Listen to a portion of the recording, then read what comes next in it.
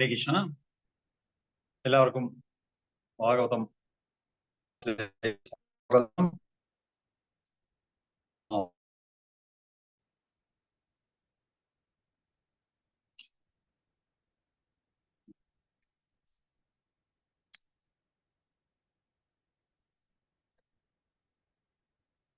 രാധാമാധവം. ഹരേ കൃഷ്ണ. ജയ രാധാമാധവ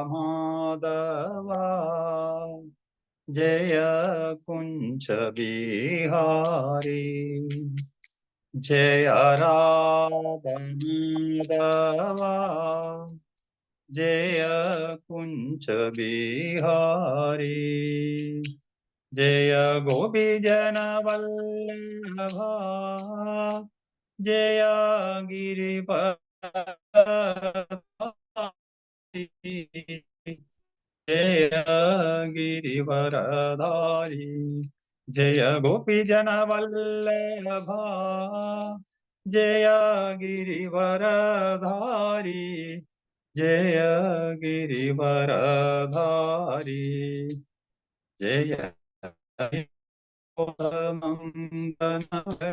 ജനരഞ്ജന ജയ യശോധനന്ദന വ്രജ ജനരഞ്ജന യമുന തീരവനചാരി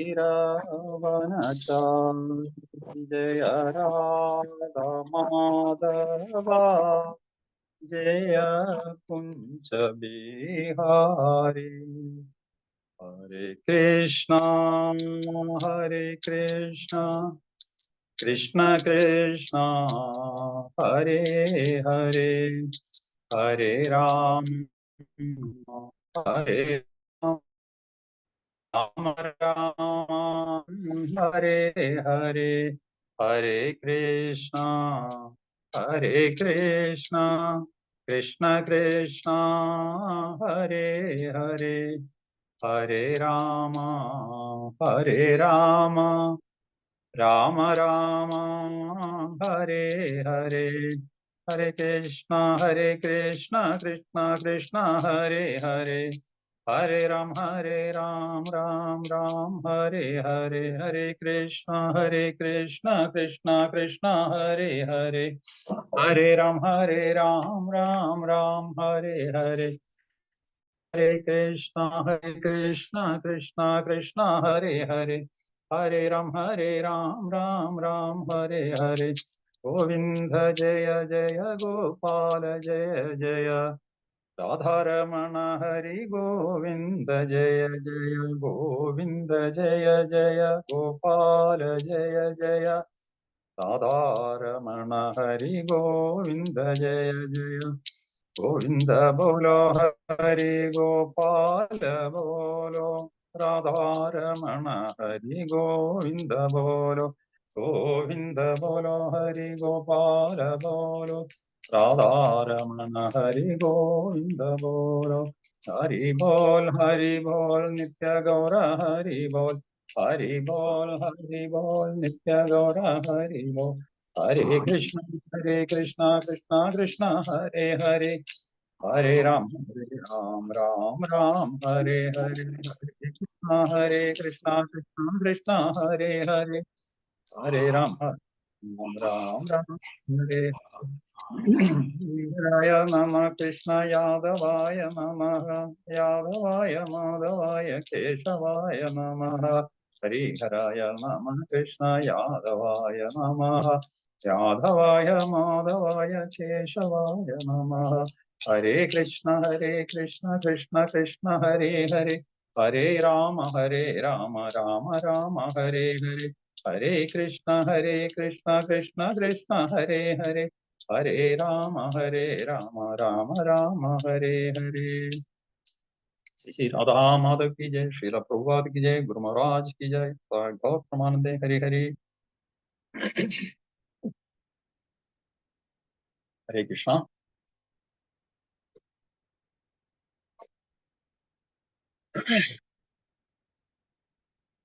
ശ്രീമദ് ഭാഗവതം അധ്യായം കാൻഡോ ഫസ്റ്റ് കാൻഡോ അധ്യായം 6 ശ്ലോകം 32.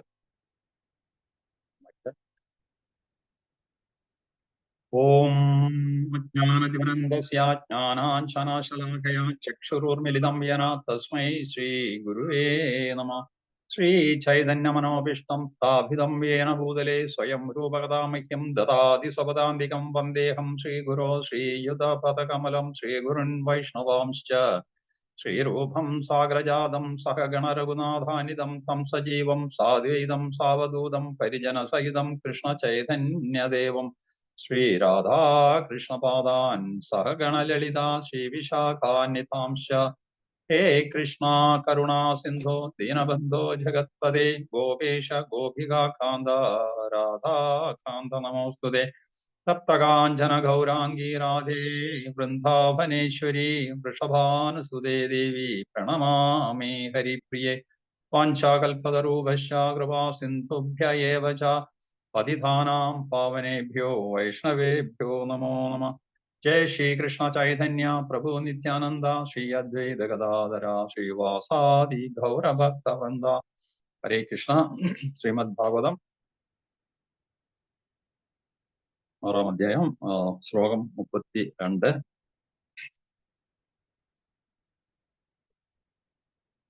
ദേവദത്താമിമം വീണാം സ്വരബ്രഹ്മ വിഭൂഷിതാം മൂർച്ഛയിത്വാ ഹരികഥാം ഗായമാനാശ്ചരാമ്യഹം.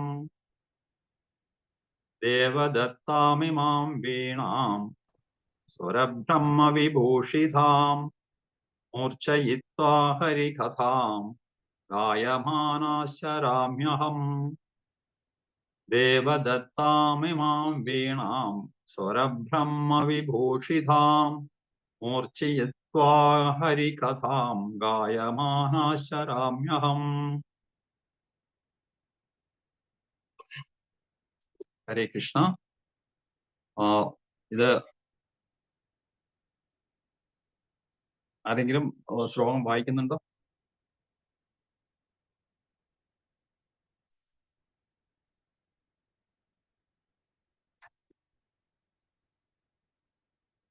വായിക്കാറില്ല പ്രഭു. വായിക്കാറില്ലല്ലേ? ഓക്കെ.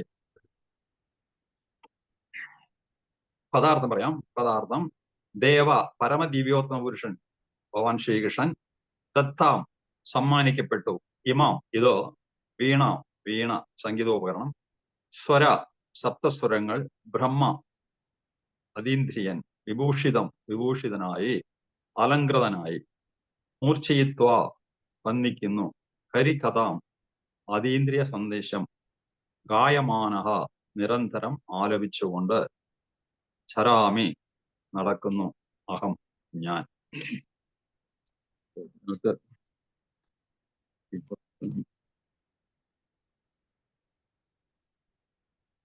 ട്രാൻസ്ലേഷൻ കൊടുത്തിട്ടില്ല, ഒന്നിച്ചാണ് കൊടുത്തിരിക്കുന്നത്, വിവർത്തനം ഒന്നിച്ചാണ് കൊടുക്കുന്നത്. അതിലെ ഇംഗ്ലീഷിലെ വേർഷനിലെ ട്രാൻസ്ലേഷൻ ഞാൻ ജസ്റ്റ് ഒന്ന് വായിക്കാം. Translation by His Divine Grace Abhay Charanarvinda Bhaktivedanta Swami Maharaj Prabhupada Ki Jai. Translation: And thus I travel constantly singing the transcendental message of the glories of Lord, vibrating this instrument called a veena, which is charged with the transcendental sound and which was given to me by Lord Krishna.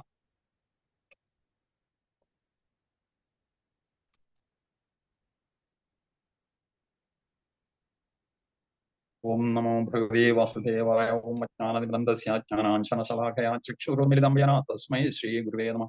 Mukhaṁ karoti vācāledikam yat-kripātamaham vande Shri Gurun Dinadarinam Paramanandamasavam Krishna Chaitanya-devam. Hare Krishna Krishna Krishna Hare Hare, Hare Rama Rama Rama Hare Hare. Vedam Turado Panko Mama Mandamadirgave Malsarva Sugam Pojo Radha Madana Mohano. Pidambaram Karavirajita Shankuchakra Kaumodagi Sarasijam Karuna Samudram Radha Sahaya Madhisundaramandha Sumvale Shamanisham Kadibhavayam.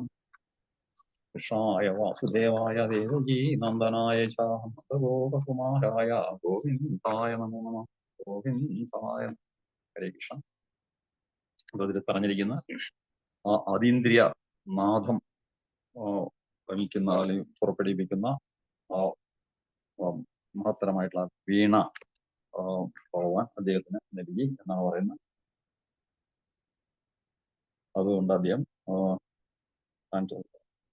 ഭഗവാന്റെ Glory's ഭഗവാനെ കീർത്തിച്ചുകൊണ്ട് എല്ലാ സ്ഥലങ്ങളിലും അദ്ദേഹം സഞ്ചരിക്കുന്നു എന്നാണ് പറഞ്ഞിരിക്കുന്നത്. വിവർത്തനത്തിൽ പറയുന്നത് വീണ എന്ന് വിശേഷിപ്പിക്കപ്പെടുന്ന സംഗീതോപകരണം നാരദന് സമ്മാനിച്ചത് ശ്രീകൃഷ്ണ ഭഗവാനാണെന്ന് ലിംഗപുരാണത്തിൽ പ്രതിപാദിച്ചിരിക്കുന്നു എന്ന് മാത്രമല്ല ഈ വസ്തുത ശ്രീല ജീവഗോസ്വാമിയാൽ സ്ഥിരീകരിക്കപ്പെട്ടിട്ടുമുണ്ട്. അപ്പോ നമ്മളിവിടെ ശ്രീനാരദമുനിയുടെ വീണയെ പറ്റിയിട്ട് അദ്ദേഹത്തിന് വേണ്ടിയിട്ടുള്ള വീണയുടെ കാര്യങ്ങളൊക്കെയാണ് നമുക്ക് ഇപ്പോ ഈ ശ്ലോകത്തിൽ കൂടെ മനസ്സിലാക്കാൻ സാധിക്കുന്നത്. ഇതിനു മുമ്പുണ്ടായിരുന്ന ശ്ലോകത്തില് പറഞ്ഞിരുന്നു, സർവശക്തനായ വിഷ്ണുവിന്റെ കൃപയാൽ അതീന്ദ്രിയ ലോകത്തും ഭൗതിക ലോകത്തിലെ 3 വിഭാഗങ്ങളിലും നിർവിഘ്നം ഞാൻ സഞ്ചരിക്കുന്നു. അനിയന്ത്രിതവും അവിഛിന്നവുമായ ഭക്തിയുത സേവനത്തിൽ ദൃഢീകൃതനായാൽ എനിക്ക് ഇപ്രകാരം സഞ്ചരിക്കാൻ സാധ്യമാവുന്നു. നമുക്കെല്ലാം അറിയാം, നാരദ മഹർഷി ആദ്യത്തെ ശരീരം ഉപേക്ഷിച്ചപ്പോ രണ്ടാമത്തുള്ള ഭഗവാൻ ബ്രഹ്മാവിന്റെ മാനസപുത്രനായിട്ട് വന്നിരിക്കുകയാണ്. അപ്പോ നാരദ മഹർഷിയുടെ കാര്യമാണ് ഇവിടെ പറയുന്നത്. ഇതില് നാരദ മഹർഷി ഭഗവാൻ നൽകിയിട്ടുള്ള വീണയായിട്ടുള്ള വീണയും കൊണ്ട് എല്ലാ ലോകങ്ങളിലും സഞ്ചരിക്കാൻ സാധിക്കുന്നു. അത് ഭഗവാന്റെ കൃപ കൊണ്ട്. നമുക്കറിയാം, നേരത്തെ ആദ്യത്തെ ഒരു ഇതില് നാരദ മഹർഷിക്ക് ഭഗവാനെ കുറച്ച് സെക്കൻഡുകൾക്ക് മാത്രമേ ഭഗവാനെ ദർശിക്കാൻ സാധിച്ചുള്ളൂ. അതിനുശേഷം പിന്നെ അദ്ദേഹം കഠിനമായിട്ട് അതിനുവേണ്ടി പ്രയത്നിച്ചെങ്കിലും ഭഗവാൻ പറഞ്ഞു, ഈ ജന്മത്തിൽ ഇനി ദർശനം കിട്ടില്ല. അപ്പൊ ബന്ധങ്ങളെല്ലാം മാറ്റിയതിനു ശേഷം അടുത്ത ജന്മത്തിൽ. അപ്പൊ അങ്ങനെയാണ് പിന്നീട് ആ ശരീരം ഉപേക്ഷിച്ചിട്ട് പിന്നെ വേറൊരു ജന്മം ബ്രഹ്മാവിന്റെ കിട്ടുന്നു. പക്ഷെ അദ്ദേഹത്തിന് തുടർച്ചയായിട്ടുള്ള, കാരണം ഭഗവാൻ പറഞ്ഞില്ല ഇവിടെ വെച്ചിട്ടാണ് നമ്മൾ നിർത്തുന്നത്, അവിടെ വെച്ചിട്ടായിരിക്കും അടുത്ത ജന്മം നമുക്ക് കിട്ടുന്നത് ഭഗവാൻ ഭഗവത്ഗീതയില് പ്രോമിസ് ചെയ്യുന്നുണ്ട്. അപ്പൊ അതുകൊണ്ട് അദ്ദേഹത്തിന് വീണ്ടും ഒരു ജന്മം കിട്ടി. ആ പഴയ സ്മൃതികളെല്ലാം ഉണ്ടായി. പിന്നെ ഇവിടെ ഭഗവാനെ സേവിച്ചുകൊണ്ട് ഭഗവാൻ കൊടുത്ത ആ വീണയുടെ പേരെന്താണ്? മഹതി എന്നാണ്. പ്രായമുള്ള ഒരാള് ഹരീഷ്ണ മ്യൂട്ടിൽ വെക്കണം.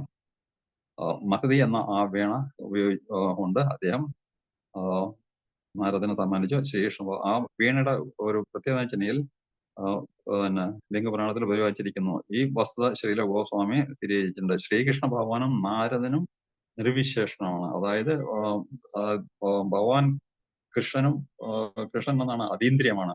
അതുപോലെ തന്നെയാണ് നാരദ മഹർഷിയും പൂർണ്ണമായിട്ടുള്ള അതീന്ദ്രിയ അവസ്ഥയിലാണ്. അദ്ദേഹത്തിനുള്ള ആ വീണയും അതേ സ്ഥിതിയാണ്, കാരണം അതീന്ദ്രിയമാണ് എന്നാണ്. ഈ അതീന്ദ്രിയ സംഗീതോപകരണം അതീന്ദ്രിയമാണ്. എന്നാൽ ഇവയെല്ലാം തന്നെ സമാന അതീന്ദ്രിയ വിഭാഗങ്ങളാകുന്നു. അപ്പൊ ഈ ഭഗവാൻ കൃഷ്ണനും നാരദ മഹർഷിയും നാരദ മഹർഷി ഉപയോഗിക്കുന്ന വീണയെല്ലാം അതീന്ദ്രിയമാണ് എന്ന് മനസ്സിലാക്കണം. അത് ഭൗതികമായിട്ടുള്ള നമ്മുടെ കാഴ്ചപ്പാട് ഓരോ വീണയല്ല, അതീന്ദ്രിയമായിട്ടുള്ള ആത്മ പഠിക്കുന്നത് അതീന്ദ്രിയമാണ് ആ വീണ. ഇത്തരം സംഗീതോപകരണങ്ങളാൽ സൃഷ്ടിക്കപ്പെടുന്ന ശബ്ദപ്രകമ്പനങ്ങൾ ഭൗതികങ്ങളല്ല. ആകയാൽ നാരദന്റെ ഈ സംഗീതോപകരണത്തിൽ വിസ്മൃതമായി സംഗീത ഉപകരണത്താൽ വിസ്തൃതമായി വിതറപ്പെടുന്ന മാഹാത്മ്യങ്ങളും ലീലകളും ഭൗതിക ലഹരിയുടെ ഛായ ലവലേശം പോലും ഇല്ലാത്ത ആത്മജ്ഞാനമാകുന്നു. അപ്പോ നാരദ മഹർഷി ഈ വീണയും മീട്ടി അദ്ദേഹത്തിന് ത്രിലോകങ്ങളിലും സഞ്ചരിക്കാം എന്നുള്ള ഭാഗ്യം അദ്ദേഹം സിദ്ധിച്ചു, ഭഗവാൻ നൽകി. അങ്ങനെ ആ വീണയും കൊണ്ട് അദ്ദേഹം വീണ മീട്ടിക്കൊണ്ട് അദ്ദേഹം ഓരോ ഭഗവാന്റെ ലീലകള്, നാമരൂപ ലീലകളെല്ലാം ഇങ്ങനെ വർണ്ണിച്ചുകൊണ്ട് പിരിച്ചുകൊണ്ട് അങ്ങനെ നടക്കുകയാണ് അദ്ദേഹം.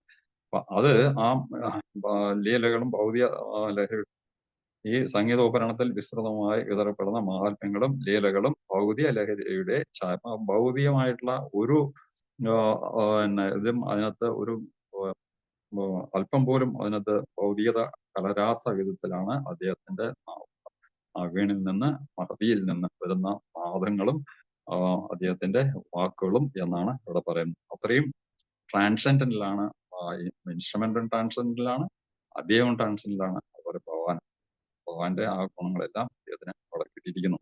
ഈ ഭൗതിക ലഹരിയുടെ ലേശം പോലും ഇല്ലാത്ത ആത്മജ്ഞാനമാകും. സപ്തസ്വരങ്ങൾ, അതായത് സ, ഷഡ്ജം, രി, ഋഷഭം, ഖ, ഗാന്ധാരം, മ, മധ്യമം, പ, പഞ്ചമം, ദ, ദൈവതം, നി, നിഷാദം, എന്നിവ അതീന്ദ്രിയവും സവിശേഷമായ അതീന്ദ്രിയ ഗാനങ്ങളെ ഉദ്ദേശിച്ചിട്ടുള്ളതുമാകുന്നു. അപ്പൊ ഈ സംഗീതമൊക്കെ പഠിക്കുന്നവർക്കൊക്കെ അറിയാമായിരിക്കും അത് ശരിക്കും പറയുന്നത്. അപ്പൊ ഈ ഇതെല്ലാം എന്താണ് സാരി ഗമ പ ഇതെല്ലാം അതീന്ദ്രിയ ഗാനങ്ങളെ ഉദ്ദേശിച്ചിട്ടുള്ളവയാകുന്നു. അതെല്ലാം അതീന്ദ്രിയമായിട്ടുള്ള വാക്കുകളാണ്. നമ്മുടെ ഭൗതിക അതിൽ നമ്മൾ കാണാൻ പാടില്ല. അതെല്ലാം ശരിക്കും ആധ്യാത്മികമായിട്ടുള്ള കാര്യങ്ങളാണ്.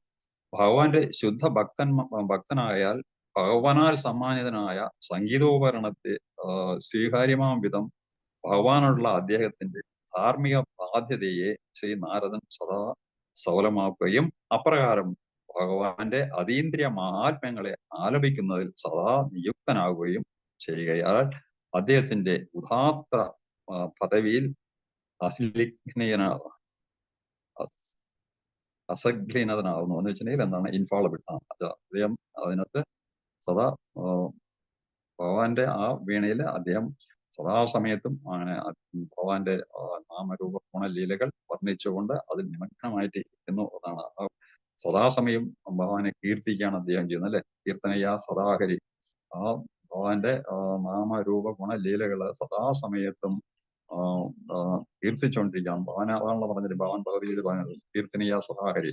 ഭഗവാന്റെ നാമങ്ങളും ഇതെല്ലാം നമ്മൾ എപ്പോഴും സ്മരിച്ചുകൊണ്ട് ഭഗവാന്റെ ലീലകളെല്ലാം സ്മരിച്ചുകൊണ്ട് ഭഗവാനെ കീർത്തിച്ചുകൊണ്ട് ഇരിക്കുകയാണ്. ആക്ച്വലി നമ്മളുടെ ധർമ്മം തന്നെ അതാണ്. അങ്ങനെ ചെയ്യുന്നതുകൊണ്ടെന്നാണ് ഉണ്ടാവുന്നത് നമുക്ക് ഭഗവാനിലേക്ക് എത്താനായിട്ട് സാധിക്കുന്ന നമുക്ക് അതേ നാരായണ സ്മൃതി ഉണ്ടാകുന്നത്. എപ്പോഴും ആ ഒരു പൊസിഷനിൽ ഒരാള് അതീന്ദ്രിയനാണ് ആക്ച്വലി. കാരണം സദാസമയവും ഭഗവാനെ സ്മരിക്കാൻ സാധിക്കുക എന്ന് പറഞ്ഞാൽ തന്നെ അതീന്ദ്രിയമായിട്ടുള്ള അവസ്ഥയാണ്.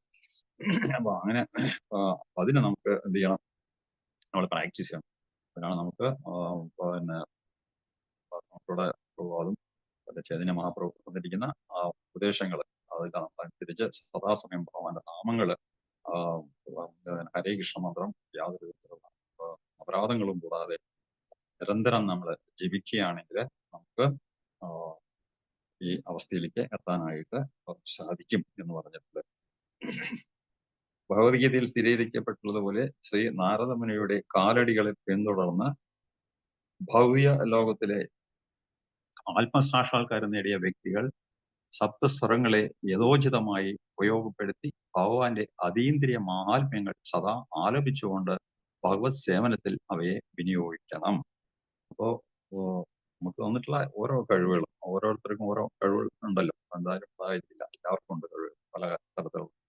അപ്പൊ അതെല്ലാം നമ്മൾ ഭഗവാനെ വർണ്ണിക്കുന്നതിനും ഭഗവാന്റെ നാമരൂപ ഗുണലീലകൾ വർണ്ണിക്കുന്നതിന് വേണ്ടിയിട്ടായിരിക്കണം നമ്മൾ ഉപയോഗിക്കുന്നത്. അപ്പോൾ നമ്മളെല്ലാ കഴിവുകളും ഭഗവാന്റെ തൃപ്തിക്കായിട്ട് നമ്മൾ ഉപയോഗിക്കുന്ന സമയത്ത് നമ്മൾ ഭഗവാന്റെ പ്രിയപ്പെട്ടവരായിട്ട് തീരും. അങ്ങനെയാണ് നാരദ മഹർഷിക്കല്ലേ സദാസമയം ഭഗവാനെ എത്തിച്ചുകൊണ്ട് ഭഗവാനെ സ്തുതിച്ചുകൊണ്ട് ഭഗവാനെ നമസ്കരിച്ചുകൊണ്ട് ഭഗവാന്റെ ഭക്തന്മാരുടെ അല്ലെ വൈഷ്ണവരുടെ പ്രസാദമെല്ലാം കഴിച്ചുകൊണ്ട് അദ്ദേഹത്തിന് മഹാപ്രസാദം കഴിച്ചുകൊണ്ട് മാത്രമേ അദ്ദേഹത്തിന് ജ്ഞാനം കിട്ടി. അങ്ങനെ ഓരോരുത്തരും ഭഗവാന്റെ ഭക്തിയുടെ സേവനത്തില് നിരന്തരം ഏർപ്പെടുകയും ഭഗവാന്റെ എന്താ പറയുന്ന ഭക്തന്മാരെ സേവിക്കും ചെയ്യുകയാണെങ്കിൽ നമുക്കും ആ ഭഗവാന്റെ കൃപ കൊണ്ട് ഈ അതീന്ദ്രിയമായിട്ടുള്ള അവസ്ഥയിലേക്ക് എത്താൻ സാധിക്കും.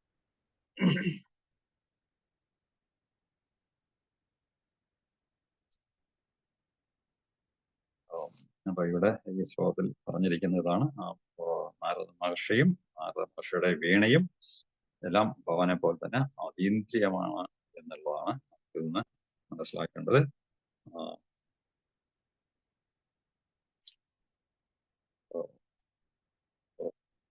നാരദ മഹർഷിക്ക് അങ്ങനെ ഒരു ഭാഗ്യമുണ്ടായി. അദ്ദേഹം 3 ലോകങ്ങളിലും അദ്ദേഹത്തിന് യാതൊരു തടസ്സവും കൂടാതെ സഞ്ചരിക്കാനായിട്ടുള്ള ഭഗവാന്റെ നാമങ്ങൾ കീർത്തിച്ചുകൊണ്ട് സഞ്ചരിക്കാൻ അദ്ദേഹത്തിന് ഭഗവാൻ തന്നെ അനുഗ്രഹം നൽകി എന്നുള്ളതാണ്. അടുത്ത ചെറിയ ശ്ലോകമുണ്ട്, അടുത്തൊരു ശ്ലോകം കൂടെ വായിക്കാം തോന്നുന്ന സമയമുണ്ട്. ശ്ലോകം 33. പ്രഘായത സ്വവീര്യാണി തീർത്ഥപാത പ്രിയശ്രവാഹ ആഹൂതായിവ മേ ശീഘ്രം ദർശനം യാതി ചേതസി. പ്രഘായത വീര്യാണി തീർത്ഥപാദ പ്രിയാശ്രവാഹ ആഹുത ഇവ മേ ശീഘ്രം ദർശനം യാതി ചേതസി പ്രഘായതഃ സവീര്യാണി തീർത്ഥപാദ പ്രിയശ്രവാः ആഹൂത ഇവ മേ ശീഘ്രം ദർശനം യാതി ചേതസി. പദാർത്ഥം പ്രഘായതഃ അപ്രകാരം ആലപിച്ചുകൊണ്ട് സ്വവീര്യാണി സ്വകർമ്മങ്ങൾ തീർത്ഥപാദ ഭഗവാൻ സർവ നന്മകളെയും അഥവാ പുണ്യതയുടെയും ഉത്ഭവസ്ഥാനമായ ഭഗവത് പാദാംബുജം പ്രിയശ്രവാഹ ശ്രവണമധുരമായ ആഹൂത അധികാരത്തിൽ ചോദിച്ചു ഇവ അതുപോലെ മേ എന്നോട് ശീഘ്രമായി ദർശനം ദൃഷ്ടിപദം യതി പ്രത്യക്ഷനായി ചേതസി ഹൃദയസിംഹാസനത്തിൽ.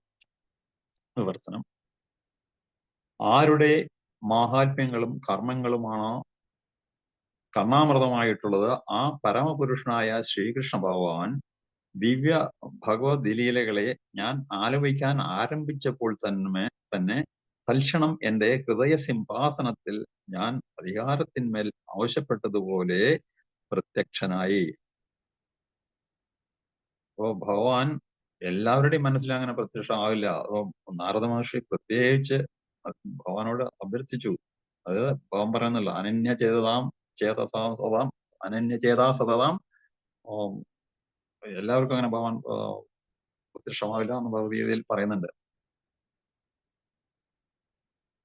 അപ്പോ നാരദ മഹർഷിയുടെ ആ മാഹാത്മ്യം, നാരദ മഹർഷി ഭഗവാന്റെ പ്രിയങ്കരനാണ്. അതുകൊണ്ടാണ് ആ ഭഗവാന്റെ എപ്പോഴും നാമങ്ങൾ കീർത്തിച്ചുകൊണ്ട് നടക്കുന്നു. അങ്ങനെ അദ്ദേഹം പ്രാർത്ഥിച്ചു, എനിക്ക് ഭഗവാന്റെ സാമീപ്യം കൊണ്ട് ഹൃദയത്തിൽ ആ സിംഹാസനത്തിൽ ഇരിക്കണം സദാസമയത്തും എന്ന്.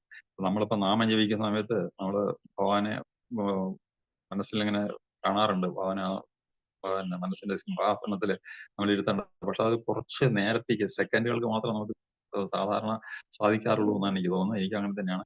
കാരണം കുറച്ച് കഴിയുമ്പോൾ പെട്ടെന്ന് നമ്മൾ അതൊന്ന് വിട്ടുപോകുന്നു.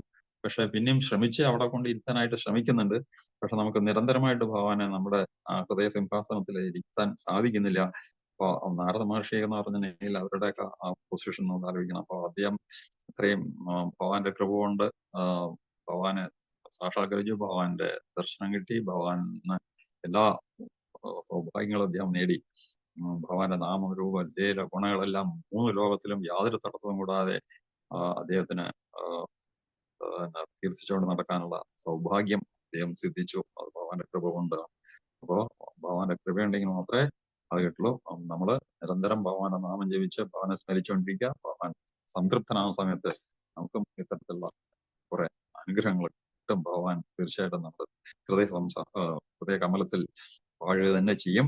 ഭാവാർത്ഥ പറഞ്ഞിരിക്കുന്നു, പരമദിവ്യത്വ പുരുഷനും അദ്ദേഹത്തിന്റെ നാമരൂപ ലീലകളും അത് സംബന്ധിച്ച ശബ്ദസ്പന്ദനങ്ങളും ഭിന്നങ്ങളല്ല.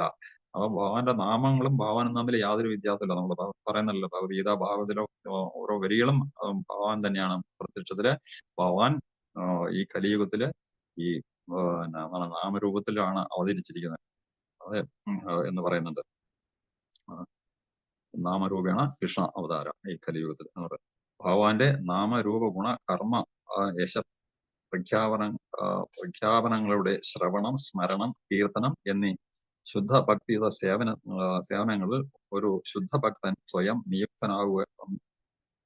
ആകുന്ന ഉടൻ ആത്മീയ സുദർശിനി മുഖേന ഹൃദയ ദർപ്പണത്തിൽ സ്വയം പ്രതിബിംബിപ്പിച്ച് ശുദ്ധഭക്തന്റെ അതീന്ദ്രിയ നേത്രങ്ങൾക്ക് ഭഗവാൻ ദൃശ്യനായി തീരുന്നു. അപ്പൊ നമുക്ക് ഭഗവാനെ ദർശിക്കണമെന്നുണ്ടെങ്കിൽ നമ്മുടെ ഹൃദയ മാലിന്യങ്ങൾ, ചേതോദർപ്പണമാർജനം ഭൗമഹാഗ്നി നിർവാഹണം എന്ന് പറഞ്ഞിട്ടല്ലോ. അപ്പോ നമ്മുടെ ആ ഹൃദയ മാലിന്യങ്ങളെല്ലാം ശുദ്ധീകരിക്കണം. അത് ശുദ്ധീകരിക്കാനുള്ള വഴി വേറൊന്നുമല്ല, ഭഗവാന്റെ നാമം ജപിക്കാനാണ്. നിരന്തരം നാമം ജപിക്കുക. ജപിച്ച് കുറെ കഴിയുന്ന സമയത്ത് ഭഗവാന്റെ നമ്മുടെ മനസ്സിന്റെ കറകളങ്ങനെ കുറെ പോയി കഴിയുന്ന സമയത്ത് ഭഗവാനെ നമുക്ക് ദർശിക്കാനായിട്ട് സാധിക്കും. അപ്പൊ അങ്ങനെ സ്വയം ആത്മീയ ദൂരദർശിനി മുഖേന ഹൃദയ ദർപ്പണത്തിൽ സ്വയം പ്രതിബിംബിച്ച് ശുദ്ധഭക്തന്റെ അതീന്ദ്രിയ നേത്രങ്ങൾക്ക് ഭഗവാനാണ്. നമുക്ക് ഭഗവാനെ നമ്മുടെ സ്വയം മനസ്സിൽ നമുക്ക് കാണാനായിട്ട് സാധിക്കും. ആയാൽ അതീന്ദ്രിയ പ്രേമയുത സേവനത്താൽ ഭഗവാനുമായി ബന്ധപ്പെടുന്ന ഒരു ശുദ്ധ ഭക്തന് ഭഗവാൻ സമീപ്യാൻ അനുനിമിഷം അനുഭവവേദ്യമാകാൻ കഴിയുന്നു.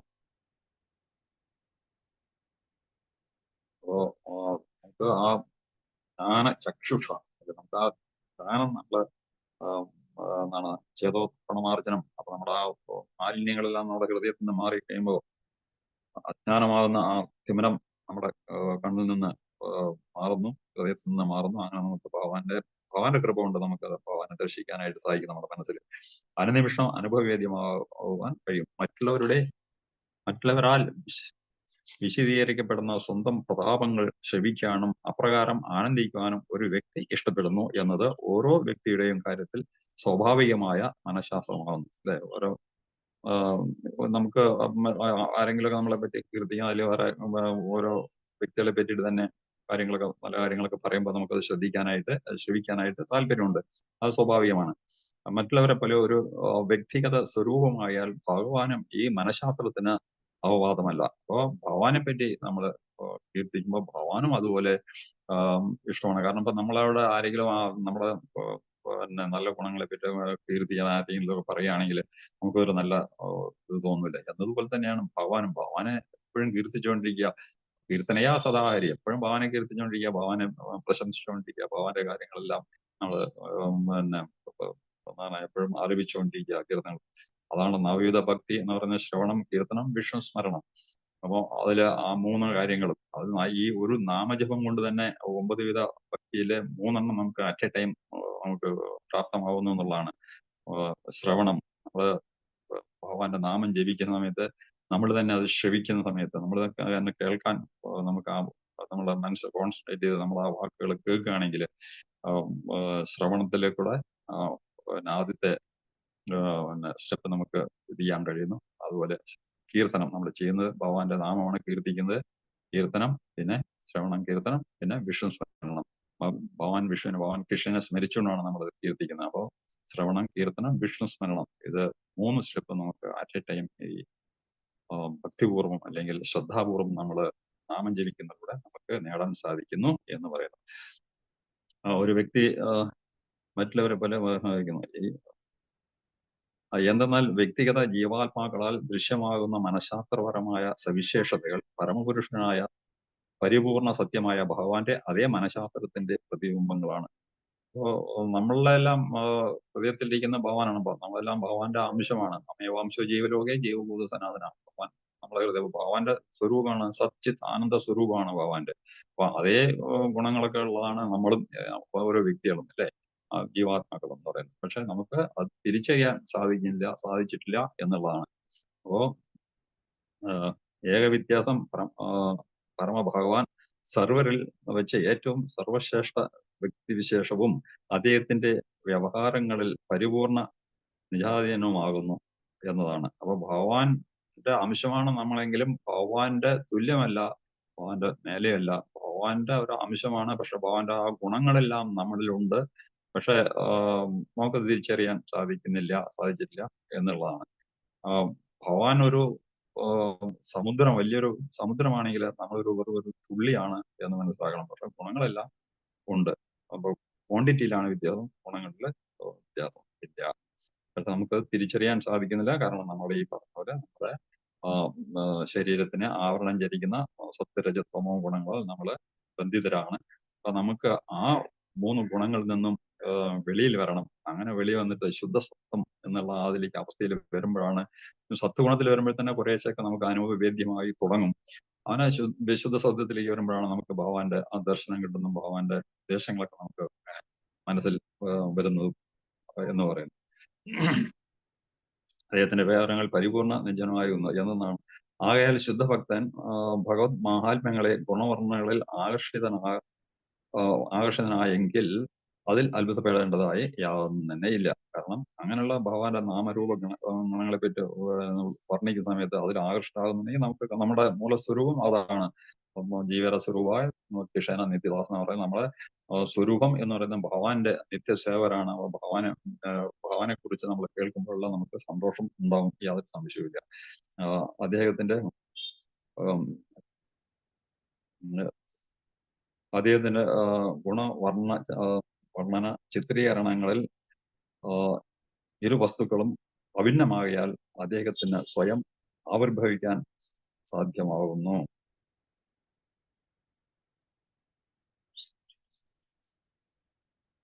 ഭഗവാനിൽ നിന്നും ഒട്ടും വിഭിന്നമല്ലാത്തതുകൊണ്ടാണ് ശ്രീല നാരദ മുനി ഭഗവത് കീർത്തനങ്ങൾ ആലപിക്കുന്നത്. അല്ലാതെ സ്വാർത്ഥക്ഷേമം കാക്ഷിച്ചല്ല. ശ്രീ നാരദ മുനി അതീന്ദ്രിയ ജപത്താൽ ഭഗവത് സാന്നിധ്യത്തിലേക്ക് പ്രവേശിക്കുന്നു. അപ്പോ എങ്ങനെയാണെന്ന് വെച്ചിട്ടുണ്ടെങ്കിൽ നമ്മളെ ഭഗവാന്റെ നാമൊക്കെ ജപിക്കുമ്പോഴും അതുപോലെ ഭഗവാനെയൊക്കെ ശ്രദ്ധിക്കും, നമുക്ക് നമ്മളെ ഉള്ളിൽ ഭഗവാന്റെ സ്മരണ എപ്പോഴും ഭഗവാന്റെ ആ രൂപം, നമുക്ക് ഇഷ്ടപ്പെട്ട രൂപം നമ്മുടെ മനസ്സിൽ ഉറപ്പിച്ചുകൊണ്ട് വേണം നമ്മൾ ഭഗവാന്റെ നാമങ്ങളൊക്കെ ജപിക്കാനായിട്ട്. അപ്പൊ അങ്ങനെ ജപം ഭഗവാനായിട്ടുള്ള ഭഗവാന്റെ രൂപത്തിൽ ഉറച്ചുകൊണ്ട് നമ്മൾ നാമം ജപിക്കുകയാണെങ്കിൽ, ഉറപ്പിച്ചുകൊണ്ട് മനസ്സിനെ ഉറപ്പിച്ചുകൊണ്ട് നാമം ജപിക്കുകയാണെങ്കിൽ അങ്ങനെ കുറെ കഴിയുന്ന സമയത്ത് നമുക്ക് ആ ഭഗവാന്റെ നാമരൂപമോ അല്ലെങ്കിൽ ഭയങ്കര സന്തോഷം തോന്നും. അതെല്ലാം നമുക്ക് വളരെയധികം ടേസ്റ്റുള്ളതായിട്ട് നമുക്ക് തോന്നും. നമുക്ക് ഒരിക്കലും അതിൽ നിന്ന് വിട്ടുമാറാൻ സാധിക്കില്ല. ഭഗവാന്റെ നാമം ജപിക്കാതിരിക്കാൻ സാധിക്കില്ല. ഇപ്പൊ തന്നെ നമ്മൾക്ക് 16 റൗണ്ടൊക്കെ ജപിക്കുന്ന ആൾക്കാർക്ക് ഒരു കാരണത്തിലും അത് ജപിക്കാതെ നമുക്ക് ഉറങ്ങാൻ സാധിക്കില്ല. അപ്പൊ എന്നതുപോലെ നിരന്തരം നമ്മൾ ഭഗവാനെ സ്മരിച്ചുകൊണ്ട് ഭഗവാന്റെ നാമരൂപ ഗുണലീലകൾ വർണ്ണിച്ചുകൊണ്ട് ഇരിക്കുകയാണെങ്കിൽ അത് യാതൊരു വിധത്തിലുള്ള ഭൗതികമായിട്ടുള്ള ആഗ്രഹങ്ങളും വെച്ച് പുലർത്താൻ പാടില്ല. കാരണം നമ്മുടെ ധർമ്മം എന്ന് പറയുന്നതാണ് അവയെ പുംസ പരോധർമ്മോ യഥോ ഭക്തരദോഷയ അഹൈത്വികതയായ ആത്മാസു പ്രസിദ്ധി. ഭഗവാന്റെ ആ നാം നമ്മൾ കീർത്തിക്കുക, ഭഗവാനെ സ്മരിക്കുക, അതാണ് നമ്മളുടെ ധർമ്മം. പക്ഷെ നമ്മൾ ഒരു കാരണത്താലും നമ്മളുടെ ഭൗതികമായിട്ടുള്ള ഒരു ആഗ്രഹങ്ങൾ അതിനകത്ത് പാടില്ല. അതിന്റെ ചെറിയൊരു ഇതുപോലും ഭൗതികമായിട്ടുള്ള ആഗ്രഹങ്ങളും ഇല്ലാതെ വേണം നമ്മൾ ഭഗവാനെ സ്മരിക്കാനായിട്ട്, ഭഗവാനെ ആരാധിക്കാനായിട്ട്. അങ്ങനെയാണല്ലോ നമ്മളുടെ ഗോപികമാർ അങ്ങനെയായിരുന്നു. അപ്പോ അതുപോലെ ആയിരിക്കണം നമ്മളുടെ എല്ലാം ഭഗവാനോടുള്ള ഭക്തി എന്നാണ് ഇവിടെ പറയുന്നത്. നാരദ മഹർഷി അത്തരത്തിലുള്ള ഒരാളായിരുന്നു. അങ്ങനെ ഭഗവാന്റെ അഹൈത്വമായിട്ടുള്ള കാരുണ്യം കൊണ്ട് അദ്ദേഹത്തിന് 3 ലോകങ്ങളിലും യാതൊരു പ്രതിബന്ധങ്ങളില്ലാതെ സഞ്ചരിക്കാനായിട്ട് സാധിക്കുന്നു. അങ്ങനെ എല്ലാവർക്കും ഭഗവാന്റെ പ്രേമം അദ്ദേഹം എല്ലാവർക്കും വിതറിക്കൊണ്ട് അങ്ങനെ നാരദ മഹർഷി നാരായണനെ എല്ലാവർക്കും ദാനം ചെയ്തുകൊണ്ട് സഞ്ചരിക്കുന്ന വ്യക്തിയാണ്. അദ്ദേഹത്തിന് പ്രണാമം അർപ്പിക്കുന്നു. കൂടുതലായിട്ടൊന്നും എനിക്ക് പറയാനില്ല. നമുക്ക് അവസാനിക്കാം. ഹരേ കൃഷ്ണ. സമയമായിരുന്നു. ഹരേ കൃഷ്ണ പ്രഭു.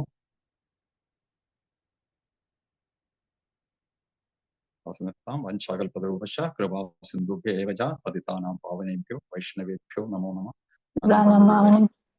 ഹരേ കൃഷ്ണ. ഹരേ കൃഷ്ണ. നന്ദി പ്രഭുജി, വളരെ നന്ദി. നന്ദി പ്രഭുജി. ധന്യവാദ പ്രണാം. ഹരേ കൃഷ്ണ.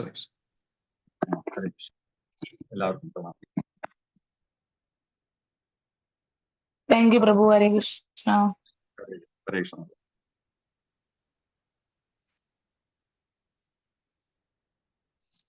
ഹരേ കൃഷ്ണ. ഹരേ കൃഷ്ണ. ക്ലോസ് ചെയ്യട്ടെ പ്രഭു? ഹരേ കൃഷ്ണ. ഓക്കെ മാതാജി. ഹരേ കൃഷ്ണ. താങ്ക് യു പ്രഭു. Thank you. ഹരേ കൃഷ്ണ. ഹരേ കൃഷ്ണ. ഞാൻ കുറച്ച് തിരക്കിലായിരുന്നു, അതുകൊണ്ടൊന്നും നോക്കാൻ പറ്റില്ല. ഇനി മാതാജി ഇന്ന് രാവിലെ ഓർമ്മിപ്പിച്ച് വളരെ താങ്ക്സ്, വളരെ നന്ദി. ഇനി മുതൽ ഞാൻ ശ്രദ്ധിച്ചോളാം പ്രാർത്ഥന കാര്യത്തിൽ. ഹരേ Krishna. Wishing you all a happy new year. നാളെ Krishna conscious. Hare Krishna. Hare Krishna. Thank you Maji. Hare Krishna. Hare Krishna.